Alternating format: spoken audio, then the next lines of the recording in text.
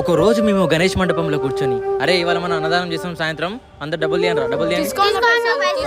సరేరా సరేరా, సాయంత్రం పెడతాను తమ్ముడు, సరేనా?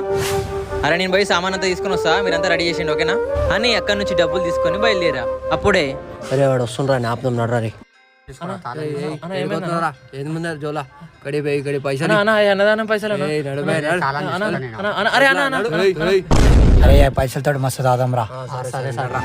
అరే వీళ్ళేంటి డబ్బులు తీసుకున్నారు, ఇప్పుడు సామాన్లు ఎలా తేవాలో ఏమో. జై గణేష. అందరికీ అన్నదానం అని చెప్పాం, ఇప్పుడు ఎలానో.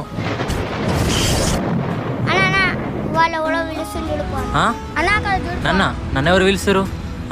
ఎవరు లేరే, ఎవరు లేరు కదా తమ్ముడు. అదేంటి తమ్ముడు కనబట్లేడు? డబ్బులు.